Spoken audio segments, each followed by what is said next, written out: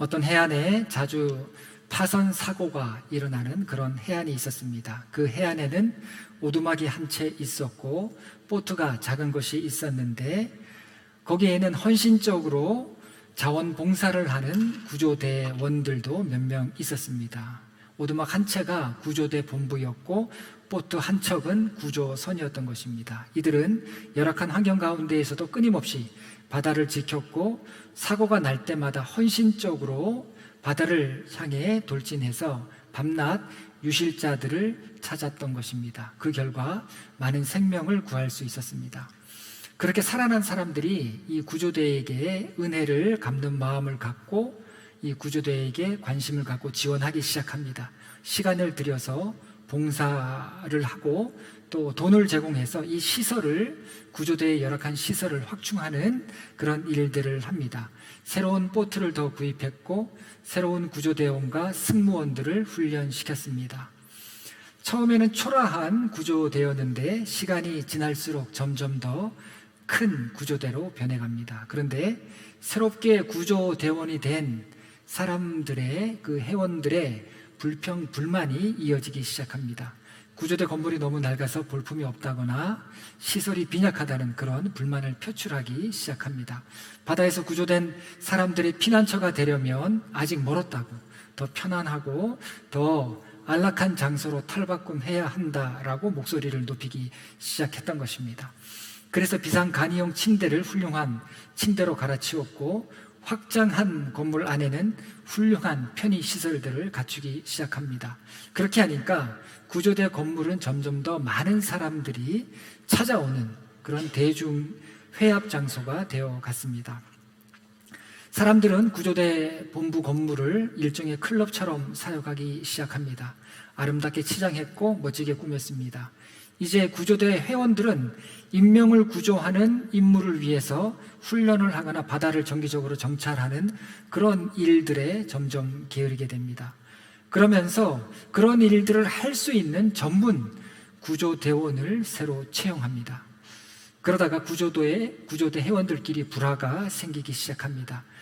대부분 회원들은 인명구조를 그만두고서 오히려 클럽 활동을 하자라고 그렇게 의견을 모아갑니다. 구조봉사가 방해가 된다라고 이야기를 합니다. 그런데 또 어떤 회원들은 인명구조야말로 우리의 가장 중요한 목적이라고 하면서 계속해서 인명구조를 할 것을 주장합니다. 결국에 양측이 팽팽하게 의견을 맞세우다가 투표를 하게 됩니다. 인명구조를 계속 할 것을 주장하는 사람들과 클럽 활동을 할 것을 주장하는 사람들이 투표를 하게 되는데 인명구조를 계속 주장하자라고 하는 사람들이 패하게 됩니다. 이제 그 지역에서 조난당한 사람들을 구조하려면 아래편 해안에서 그들 나름대로 인명구조대를 새로 세워서 하라는 그런 통보를 급기야 받게 됩니다. 이렇게 해서 새로운 구조대가 그 해안에 생겨나게 됩니다. 하지만 얼마 지나지 않아서 새로 생긴 구조대도 옛날 구조대가 겪었던 똑같은 상황을, 변화를 경험하게 됩니다. 새로 생긴 구조대도 클럽으로 발전했고 이에 불만을 품은 사람들이 또 다른 인명구조대를 새롭게 만들어 갔던 것입니다. 그러면서 점점 그 해안에는 서로 배타적인 수많은 구조 클럽들이 생겨났음에도 그 바다에서는 여전히 파손 사고가 계속 일어나고 있었고 그리고 대부분의 사람은 죽어가고 있었습니다.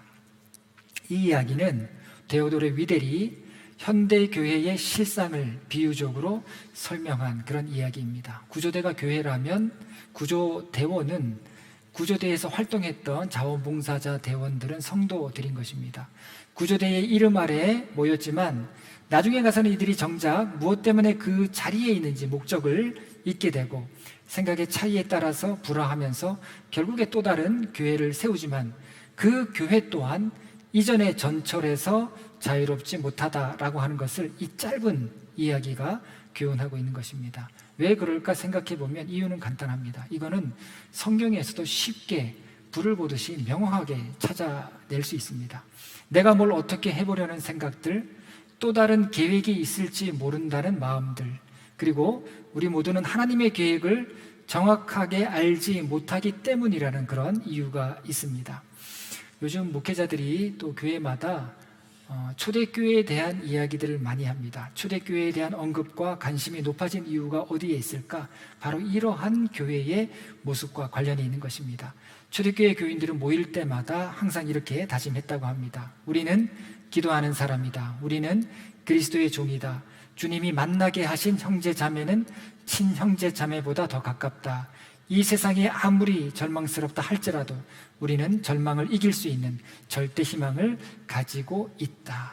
이렇게 모일 때마다 고백을 했다고 합니다. 이들은 끊임없이 자기가 누구인지를 알게 하고 발견할 수 있는 곳에 서 있고자 했고, 우리는 누구의 다스림 가운데 살아가고 있는지를 더 이상 나빠질 수 없는 최악의 상황에서 늘 확인을 서로 했던 것입니다.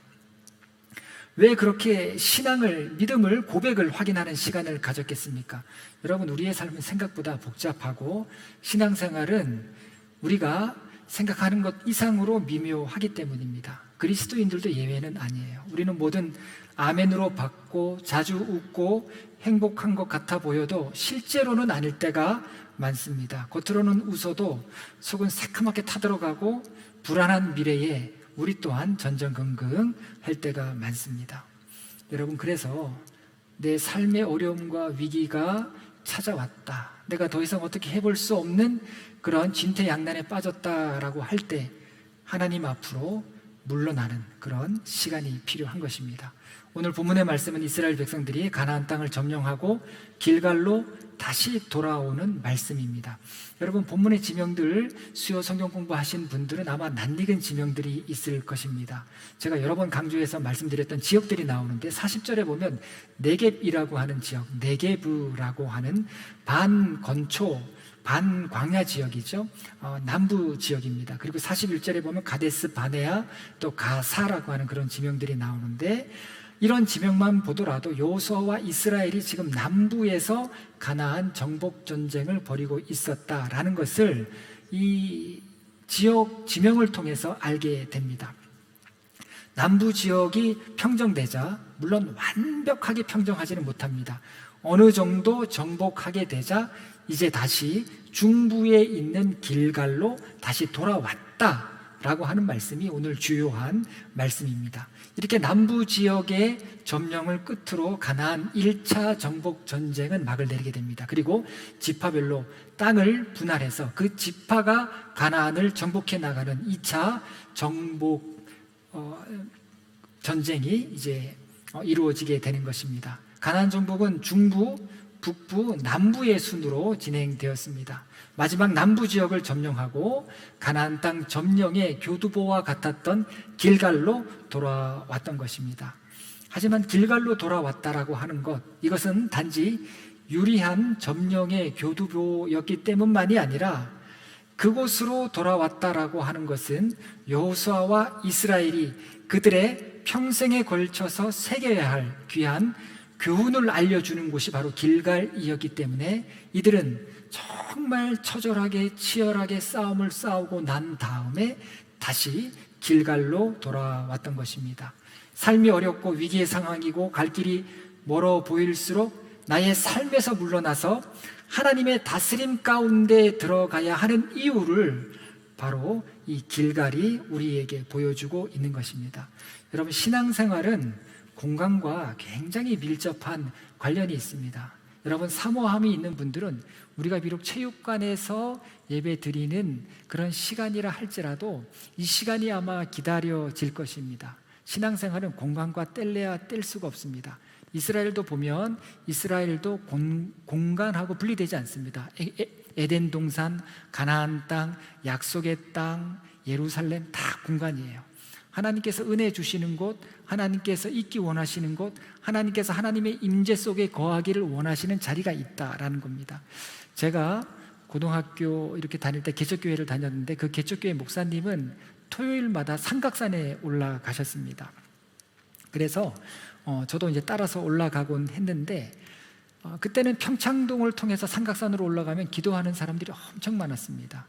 우리는 남성교회 야유회를 가는데 가보면 남성교회 기도회, 여성교회 기도회에서 지금 그 공간들이 선하게 제 눈 속에도 기억이 나는데, 산에 올라가 보면 그렇게 이 서울 시내가 아름답게 보일 수가 없습니다. 그런 가운데에서 바위 위라든지 아니면 자신만의 공간을 찾아서 기도하게 되는데, 제가 뭐 고등학생 때 무슨 기도를 하겠습니까? 그냥 산에 오르는 맛에 남다른 일을 하고 있다라고 하는 것에 도취되어서 삼각산에 올라가서 자주 올라가서 이렇게 지내곤 했는데, 한 번은 이렇게 엎드려 있는데 어떤 분이 하시는 말씀이 가까이 오더니 여기 내가 기도하던 자리인데 라고 그렇게 말씀을 하시는 거예요.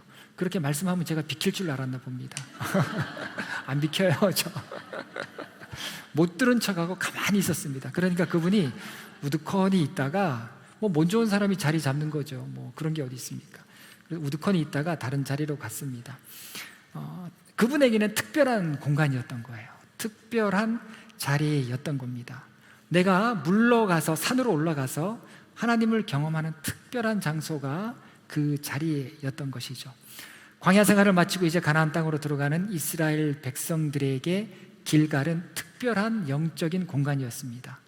길갈은 그들을 더 단단하게 만드는 곳이었습니다.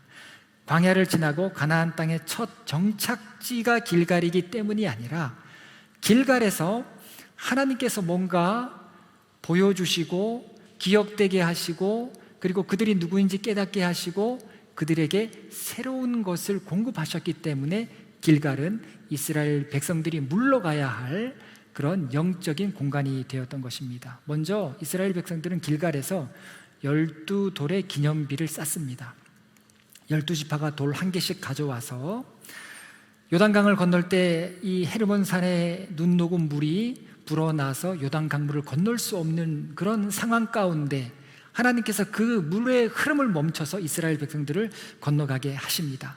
그리고 그렇게 건너가게 하신 하나님의 은혜를 각 지파별로 돌 하나를 갖고 와서 기념비를 쌓게 해서 그들의 후손이 그 기념비를 보면서 요단 강물을 멈추게 하셔서 이스라엘을 강물을 건너게 하신 그 하나님을 바라보게 했던 겁니다. 길갈에서 여리고까지는 2km 정도 되는데 보이는 그런 거리에 있습니다. 그 길갈에서 기념비를 쌓았다. 마주 보이는 성은 우리가 점령할 수 없는 여리고 성이라 할지라도 요단강을 건너게 하시고 홍해를 건너게 하신 하나님께서 우리와 함께 하신다라고 하는 그 사실을 이스라엘 백성들로 하여금 다시 기억하게 하셨던 것입니다. 여리고 성을 보면 위축됩니다. 세상을 보면 두렵습니다. 그럴 때마다 이 12돌의 기념비를 바라보고 하나님을 기억하는 곳, 그곳이 바로 길갈이었던 것입니다. 여러 가지 문제가 중첩되고 도무지 정리가 안 되고 풀 수 없을 것 같을 때에 이 불어난 넘실대는 요단 강물을 멈추게 하신 그 하나님을 믿고 그 하나님을 바라보라는 것입니다. 그리고 여호수아서 5장을 보면 길갈에서 온 이스라엘 백성의 남자들은 할례를 받습니다. 할례는 정체성입니다. 이제는 하나님의 백성으로서의 정체성을 갖게 되었다. 내가 신자라고 하는 정체성, 내가 그리스도인이라고 하는 정체성, 이것이 왜 중요합니까? 여러분, 이것이 헌신으로 연결됩니다. 이것이 사명으로 연결됩니다. 내가 이 땅에 우연히 태어난 존재가 아니라 어떤 사명이 내게 있다는 것을 정체성을 통해서 깨닫게 됩니다. 여러분, 신앙생활의 성공은, 핵심은 성공이 아닙니다. 제가 목회자로서 저에게 가장 있어서 중요한 것은 성공이 아니에요. 사역을 잘 하는 게 아닙니다. 사역을 잘 하고도 하나님 나라에 들어가지 못하는 목회자가 있겠습니까? 없겠습니까? 저는 있다고 봐요. 사역을 열심히 평생 하고도 하나님 나라에 못 들어가는 성도가 있겠습니까? 없겠습니까? 저는 역시 있다고 봅니다. 그게 제일 두려운 거예요. 마태복음 7장에 주여 주여 하는 자마다 예수님께서 뭐라고 말씀하셨습니까? 마지막 날에 내가 너를 도무지 알지 못하겠다라고. 그렇게 여러분, 신앙생활의 핵심은 내가 누구인가? 하나님 앞에 내가 누구인가? 하나님께서는 끊임없이 하나님 앞에 앞으로 물러가서 내가 누구인지를 돌아보기를 원하는데, 우리는 사역과 다른 데 관심이 빼앗겨서 하나님 앞에 내가 누구인지 돌아보지 못할 때가 많습니다. 여러분, 우리가 종으로 부름받았는데 주인 행세한다면 진짜 주인이 가만히 있겠습니까? 그냥 있지 않을 거예요. 부름받은 자의 사명을 깨닫는 것, 이것이 우리 신앙생활에서 굉장히 중요한 것입니다. 그래서 정체성, 나는 하나님 앞에 누구인가? 여러분, 지난 연회 때 은퇴하시는 목사님들, 이제 목사 안수도 받고 또 은퇴하시는 목사님들이 계시는데, 저도 한 분 인사드릴 분이 있어서 갔었습니다. 그분이 아니었다면 제가 목회를 못했을 것입니다. 신학교를 졸업하고 저에게 정체성의 혼란이 찾아온 것입니다. 내가 무엇을 하는 사람인가? 이걸 놓친 거예요.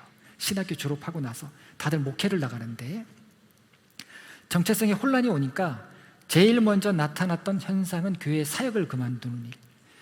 그래서 교회를 쉽게 그만뒀습니다. 교회 일을 쉽게 그만두고 교회 일이 너무 하찮게 보이는 거예요. 맨날 이렇게 교회에서 다툼하는 것 같고, 저희는 이제 20대부터 신학생으로 봉사를 하기 때문에 여러분, 그 관록이 있습니다. 이렇게 교사들하고 교회 학교에서 지내다가 또 때가 되면 또 어른 사역을 하고, 때가 되면 청년 사역을 하고, 이런 단계별로, 그래서 그런 현상들, 그런 문제들을 나이가 어렸을 때부터 계속 보고 왔는데, 어느 순간이 되니까 감당할 수 없을 그런 상황이 되니까 현타가 왔던 겁니다. 그러면서 정체성의 혼란이 일어나게 되었던 것이죠. 그래서 교회 사역을 그만두고 방황을 할 때 그 목사님이 저를 다시 붙들어 주시고 품어 주신 거예요. 그리고 저에게 있어서 저는 항상 목회자란 어떤 모습이어야 하는가, 목회를 잘하고 잘못하고, 교회가 부흥되고 부흥되지 않고, 그걸 떠나서 목회자란 어떤 사람이 되어야 하는가라고 생각을 할 때 저는 그 목사님을 떠올립니다.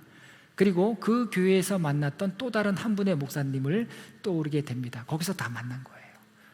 제가 배운 목회는 거기서 배웠던 목회였던 것입니다. 여러분, 그래서 중요한 건 내가 어떤 일을 하는가, 이게 중요한 게 아니에요. 내가 하나님 앞에 어떤 사람인가 하는 것이 중요한 것입니다. 길갈에서 할례를 받았다, 이게 중요한 것이 아니었고, 할례 받은 자들은 어떤 난관과 무슨 일을 당해도 우리는 하나님의 자녀이다라는 것, 그것을 할례를 통해서 신비에 새기게 되었던 것입니다. 그리고 세 번째, 길갈에서 있었던 일은 유월절을 지키게 됩니다. 유월절은 이스라엘 백성들이 유월절기에 애굽을 빠져나오게 되는데, 어린 양의 피를 문설주에 바른 그 집은 죽음이 패스오버, 유월하게 됩니다. 여러분, 우리가 이렇게 여기까지 온 것은 하나님께서 우리를 유월하게 하신 거예요. 하나님께서 우리로 하여금 어려움도 유월하게 하시고, 죄도 유월하게 하시고, 욕심도 유월하게 하시고, 다 유월하게 하셔서 여기 오게 하신 것입니다. 그래서 그 어떤 누구도, 저도 그렇고 여러분도 그렇고 주인 행사하시면 안 돼요. 다 우리가 감당할 수 없는 그런 사람이었는데 예수 그리스도의 보혈로 말미암아 유월된 은혜로 우리가 이렇게 하나님을 예배하게 되었다. 이것이 유월절기의 아주 중요한 핵심인데, 가나안 땅에 들어와서 길갈에 도착했을 때 하나님께서 첫 유월절을 지키게 하십니다. 광야를 패스오버한 거, 광야를 지나온 거, 이것이 하나님의 은혜였다라고 하는 것을 알게 하시면서 만나 대신에 이때부터는 새로운 양식을 공급해 주십니다. 이제 만나와 메추라기를 주지 않고 그 땅의 소산을 하나님께서 먹게 하셨다라는 겁니다. 그래서 여러분, 하나님께서 이 길갈을 통해서 주시는 메시지는 굉장한 것입니다. 이스라엘 백성이 다시 길갈로 돌아갈 수밖에 없었던 이유, 거기에는 신앙 고백이 있었고, 거기에는 내가 누군지 깨닫게 하는 말씀의 진리가 있었고, 거기에는 하나님의 공급하심을 누릴 수 있었기 때문에 이들은 길갈로 돌아갈 수밖에 없었던 것입니다. 성경을 보면 하나님께서는요, 하나님의 백성을 줄이게 하지 않습니다. 이스라엘 백성들이 이집트 노예로 있을 때에도 그들은 줄이지 않았습니다. 광야 생활을 할 때에도 그렇고, 사람이 먹어야 한다라고 하는 거, 하나님께서 공급해야 살 수 있다는 것을 더 잘 아시는 분이 하나님이시죠. 그래서 길갈에서는 새로운 양식이 공급되었던 것입니다. 이제 가나안 정복이라고 하는 그 큰 일을 앞두고 하나님께서는 길갈에서 이스라엘 백성들이 지금까지 하나님께서 인도하셨음을 기억하게 하셨고, 그리고 하나님의 백성, 하나님의 자녀, 하나님께서 도우시는 자녀임을 할례를 통해서 알게 하셨고, 그렇게 순종했을 때 하나님께서는 이들에게 안정과 풍성함을 허락하신 것입니다. 그렇기에 위기와 어려움의 때에 길갈은 힘을 회복하고 영적으로 충전했던 곳입니다. 그리고 전투에서 승리했을지라도 이스라엘은 길갈로 돌아와서 승리를 허락하신 분이 하나님이심을 고백할 때 그들은 교만하지 않을 수 있었고, 실패했을 때에도 좌절하지 않기 위해서 그들은 길갈로 돌아가야만 했던 것입니다. 치열한 전투의 현장에서 길갈로 물러나서 임재하시는 하나님의 말씀을 다시 듣고 새겨야 했던 것입니다. 그곳이 바로 길갈, 하나님 앞으로 물러가야 할 곳이었습니다. 여러분, 신앙생활은 이 듣는 것의 싸움입니다. 무엇을 듣는가, 누구의 말을 듣고 있는가, 이 싸움을 맨 처음 한 사람이 창세기에 나오죠. 아담과 하와입니다. 하나님은 분명히 선악과를 먹지 말라라고 했는데 이들은 누구의 말을 듣습니까? 뱀의 말을 듣습니다. 여러분, 아담과 하와가 바보같이 보이지 않습니까? 이게 남의 일 같지 않습니까? 그렇지 않아요. 우리도 똑같은 실수를 한다라는 것입니다. 여러분, 인터넷상에 떠도는 가짜 뉴스가 왜 그렇게 많습니까? 일부러 가짜 뉴스를 만들어내죠. 왜 그렇습니까? 사람들은 자신이 믿고 싶어 하는 것이 있기 때문에 그렇습니다. 이게 뱀의 유혹이었어요. 아담과 하와에게 찾아온 뱀의 유혹. 유혹은 자기가 믿고 싶은 것을 만족시켜 주기를 바라는 사람들을 노리게 되는 겁니다. 그래서 신앙인들도 가짜 뉴스에 많이 속는 이유가 바로 여기에 있는 것입니다. 여러분, 우리는 타인에게도 속아요. 그런데 참 이해할 수 없는 것은 자기 자신에게도 속습니다. 여러분, 이것이 우리의 모습이라면, 이것이 나의 모습이라면 나만 옳고 온전하다라고 말할 수 있는 사람은 우리 중에 아무도 없게 되는 것입니다. 하나님 앞에 물러남의 지혜가 없으면 듣는 것도 잘못 들어요. 그리고 자기 자신에게도 속아 넘어가게 되는 것입니다. 여러분, 교회가 구원의 방주라고 하는데 제가 생각할 때 저와 여러분은 보트 피플이었습니다. 영적인 난민. 우리를 환영해주고 우리를 받아주는 데는 아무도 없었습니다. 그런데 저와 여러분 한 발 뒤로 물러서서 하나님께서 어떻게 인도해 가실까, 그것을 기다릴 때 우리의 생각과 다르게 인도하시는 하나님의 손길을 우리 모두는 경험할 수 있었던 것입니다. 아무것도 할 수 없을 때, 길을 알지 못했을 때, 어디로 가야 할지 방향을 잡지 못했을 때 전화 한 통, 말 한마디는 저에게 하나님께서 하나님의 인도하심을 보여주는 굉장한 사인일 때가 참 많았습니다. 제가 지난주에도 전화 한 통을 받았습니다. 여자 목사님이신데 저랑 서초 지방에서 같이 부목사 하다가 그분이 먼저 그만두시고 제가 그 다음에 그만뒀는데 둘 다 실업자 신세로 한 2년을 보내게 되었던 겁니다. 그래서 그때도 서로 연락을 했는데 그분은 이제 강원도 지역 개척교회, 사람이 없는 개척교회로 가게 됐고 저는 이제 여러분들과 함께 하게 되었던 겁니다. 자, 그러면서 이제 뭐 계속 연락을 유지하기도 했었고 취하기도 했었고 저는 그분하고 함께 일했으면 좋겠다라는 생각을 가졌습니다. 여러분, 저희 교회를 보시면 교육부서에만 지금 4분의 부분 사역자가 있고 작년 부서에는 지금 사역자가 없습니다. 그래서 남자 부목사님을 모시게 되면 여자 전도사님이 필요해요. 그런데 여러분들 중에 여자 전도사님을 반대하시는 분들이 꽤 많습니다. 이전의 상처 때문에. 그러면 남자 부목사님을 데려오기 위해서는 여자 부목사님이 필요한데 이게 또 한 부분이 걸리는 거예요. 그래서 제가 그러면 여자 전도사님으로 이렇게 모시면 어떨까? 그걸 또 극구 반대하시는 분들이 계세요. 그러면 남자 부목사님을 데려오면 여자 전도사님이 필요하기 때문에 예산 지출이 더 크게 되고 여자 전도사님을 데려오면 예산은 확보가 되지만 그런데 교인들이 너무 싫어하는 분들이 계시고 그래서 생각한 게 여자 전도사님, 여자 목사님은 말씀 사역도 되고 혼자 신방도 되기 때문에 저도 혼자 사는 분들 신방을 할 수가 없습니다. 그래서 여자 목사님, 그래서 저는 그분과 함께 사역했으면 좋겠다라는 생각을 갖고 있었습니다. 내년 정도에 여자 부목사님을 모시면 좋겠다라는 생각을 했었는데 올해 초에 아무래도 저희는 잠재적 교인 숫자가 있습니다. 예배 실제 인원보다 잠재적, 앞으로도 늘어날 수 있는 그런 잠재적인 숫자가 있는데 저는 400으로 봅니다. 그런데 지난주 예배 인원이 거의 380 이렇게 육박하게 되었는데 이 잠재적 교인들이 있다는 거예요. 그래서 올 초에 제가 여자 목사님에 대해서 말씀을 했습니다. 그런데 예산 문제도 있고 또 갑자기 그렇게 일을 하기엔 어려운 부분들이 있었습니다. 근데 지난주에 전화가 왔는데 그분이 하시는 말씀이 다른 교회 가게 됐다. 다른 교회, 개척교회에 있다 보니까 어려워서 다른 교회 부목사로 가게 됐다라는 그런 이야기를 했습니다. 저는 그런 전화 한 통화를 그냥 보지 않습니다. 아, 이게 하나님의 사인이겠구나. 물러나라는 거구나. 하나님의 사인이고 좀 더 기다리라는 그런 이야기이구나.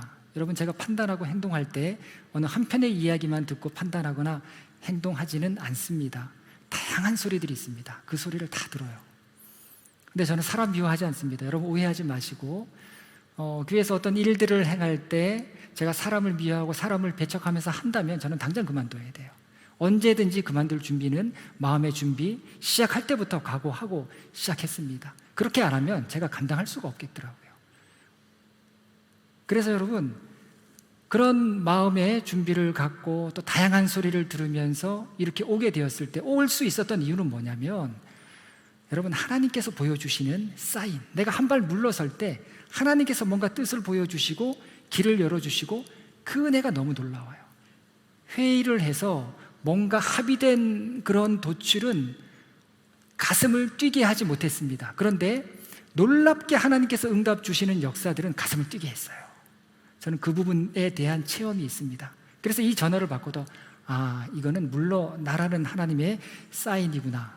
하나님보다 앞서 갔구나. 그래서 여러분, 하나님께서 하시는 일들이 있어요. 여러분 막 얘기들을 뭐 이런 얘기 저런 얘기하시는 건 자유이겠지만, 그러나 하나님께서 우리에게 나에게 주시는 그런 뜻과 의미는 무엇인가, 이것을 여러분 꼭 새기셔야 합니다. 그 뜻을 새기기 위해서 하나님께로 물러나는 지혜가 더 필요한 거예요. 한 심리학자가 삼손에 대해서 분석을 했는데, 미국의 심리학자가 이 삼손은 반사회적인 인격 장애를 가졌다, 이렇게 판정을 내립니다. 소시오패스예요. 소시오패스. 자기가 잘못하고 있다는 거를 소시오패스는 알고 있습니다. 이렇게 하면 안 되는데 이거 알아요. 사이코패스는 그거 모릅니다. 내가 잘못하고 있다는 거 그거 모르죠. 그런데 소시오패스의 특징은 뭐냐면, 내가 원하는 바를 이루고 성공을 위해서 수단과 방법을 가리지 않고 나쁜 짓을 하는데 전혀 양심의 가책을 느끼지 않습니다. 이거 잘못됐어, 나 그대로 할 거야, 이거예요. 누가 그렇습니까? 교주예요. 정명석 같은 사람들, 이단들, 독재자들, 인구 중에 4%, 25명 중에 1명은 이런 성향을 가지고 있습니다. 그러니까 삼손이 소시오패스라고 할 때 심리적으로 보면 반성이 없다는 거예요. 후회가 없다는 겁니다. 교회 망가져도 후회 없다는 거예요. 자신과 타인의 안전을 경시한다는 겁니다. 충동적이고 남들을 잘 속인다는 거예요. 그리고 공격적이고 조급하다라는 겁니다. 이게 삼손을 심리적으로 소시오패스로 정의할 수 있는 부분들인데, 신앙적으로 보면은요 간단해요. 삼손의 이야기에서 물러서는 이야기는 하나도 없습니다. 물러나는 이야기가 없어요. 자기가 힘이 있으니까 자기가 다 할 수 있는 거예요. 그는 나실인임에도 불구하고 나실인이 지켜야 할 법도와 율례에도 전혀 관심이 없습니다. 이 법도와 율례는요, 의지적으로 하나님 앞에 물러나는 것의 마지막 마지노선이에요. 사람이 감정적으로는 할 수 없을 때 율법, 법을 들이대면서 이거 지켜야 된다라고 이야기하는 마지막 마지노선이 율법인데, 그것마저도 삼손은 안중에 없었습니다. 여러분, 우리라고 삼손과 다르겠습니까? 나신일처럼 우리도 신앙 고백하지 않습니까? 직분을 받지 않습니까? 그런데 신앙생활 그렇게 하고 있지만, 여러분, 내가 영적인 소시오패스가 아닌가 하는 그런 생각을 떨쳐버릴 수 없는 이유, 그 이유가 어디에 있겠습니까? 우리는 기도할 때 습관처럼 나는 죄인입니다 라고 기도하지만, 머리를 들고 있는 동안에 자기가 죄인인지 모르고 살아갈 때가 많습니다. 하나님 앞에 물러나야 하는 것을 그런 생각조차 못하고 살아가는 것입니다. 이스라엘 백성이 가나안 땅에 들어가기 직전 모압 왕 발락은 당시 유명한 선지자였던 발람을 불러서 돈을 주어서 이스라엘 백성을 저주하라고 그렇게 부탁을 합니다. 그런데 발람이 왜 그랬는지 모르겠어요. 그 부탁을 거절했어야 되는데 왠지 이 모를 이유에서 이 발람은 발락 왕의 부탁을 듣고 그렇게 길을 나섭니다. 그러니까 하나님께서 말 못하는 짐승을 통해서 이 상황을 판단하지 못하는 발람을 깨우치시기까지 합니다. 왜 이런 해프닝이 벌어졌겠습니까? 하나님의 뜻과는 상관없이 내가 나서서 뭔가 해보려고 했기 때문에. 영적인 소시오패스의 가장 큰 특징입니다.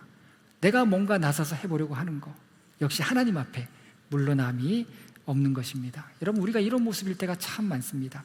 그래서 듣는 싸움에서 실패해요. 내가 가진 것에 힘이 있는 것 같고 발람처럼 무슨 일인가 하면서 내가 뭔가 해봐야 되겠다라는 생각을 하는데, 그때가 사실은 하나님 앞으로 물러나야 할 때인데 그것을 깨닫고 아는 사람은 드물다라는 것입니다. 여러분, 살다 보면 참 어려운 일들을 많이 만납니다. 그때 중요한 것은 그 어려운 일이 우리를 꼼짝 못하게 올가맬 정도로 비참한 사건이라 할지라도 그 일 자체가 우리를 불행하게 만드는 것이 아니라 우리가 그 일을 어떤 자세로 해 나가느냐가 관건이고, 문제를 마주하는 올바른 자세라면 그리스도인의 자세는 하나님의 약속과 임재가 있는 곳으로 물러나야 함을 아는 지혜가 있어야 하는 것입니다. 여러분, 신앙생활은 물러서는 마음으로 신앙생활을 해야 하는 것입니다. 물러서는 마음으로 하나님을 예배하고 하나님께서 하시는 말씀을 물러서는 마음으로 듣고 그런 마음으로 순종할 때 은혜와 긍휼을 잊고 내 안에 있는 나도 모르는 독소 같은 힘들은 빠져나가게 되는 것입니다. 하나님께서 이러한 사실을 언제 알려주십니까? 내 삶의 길갈에서.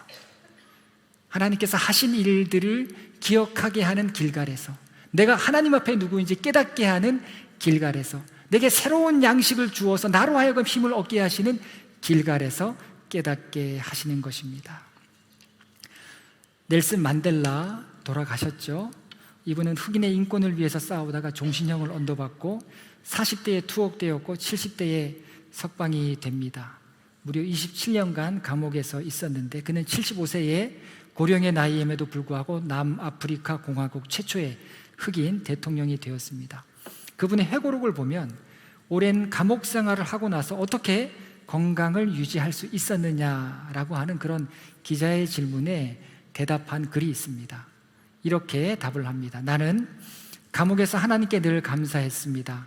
하늘을 보고 감사하고 땅을 보고 감사하고 물을 마시며 감사하고 음식을 먹으며 감사하고 강제 노동을 할 때도 감사했습니다. 늘 감사했기 때문에 나는 건강을 유지할 수 있었습니다. 우리 신앙생활의 목적이 무엇일까요?